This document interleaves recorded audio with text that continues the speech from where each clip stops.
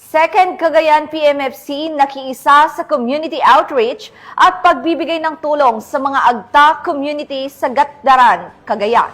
Patrolwoman Michelle Balad sa balita.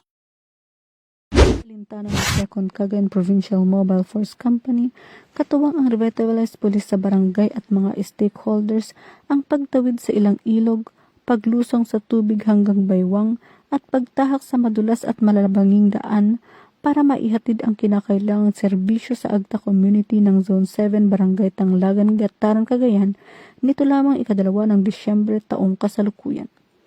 Pinangunahan ni Police Lieutenant Francisco Patawi, team leader ng RPSB team ang aktibidad, katuwang ang Company Advisory Group sa pamumuno ni Mr. Gilbert Chan, Vice President for Internal Affairs, sa pangunguna ni Punong Barangay Honorable Carmelo Aquino at iba pang mga stakeholders.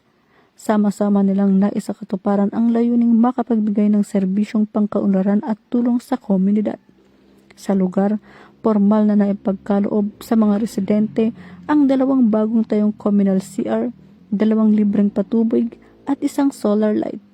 Bukod dito, namahagi rin ang grupo ng bigas, gatas para sa mga malnourished na bata sa ilalim ng Project Nutriluto 90 Days Challenge at 2 water filter upang matiyak ang pagkakaroon ng malinis at ligtas na inuming tubig. Isinagawa rin ang feeding activity para sa buong komunidad. Lubos ang pasasalamat ng agta community na sa wakas ay nagkaroon ng maayos na palikuran, patubig at karagdagang pailaw, mga serbisyong kanilang matagal nang inaasam at malaking tulong sa pang-araw-araw na pamumuhay.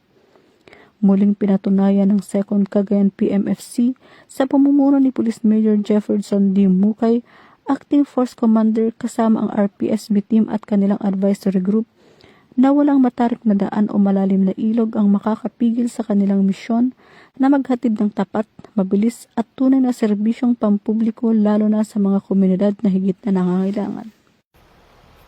Mula dito sa Lambak ng Cagayan, ako ang inyong PNN correspondent, Patrolwoman Balyada, alagad ng batas, tagataguyod ng Balitang Pulis.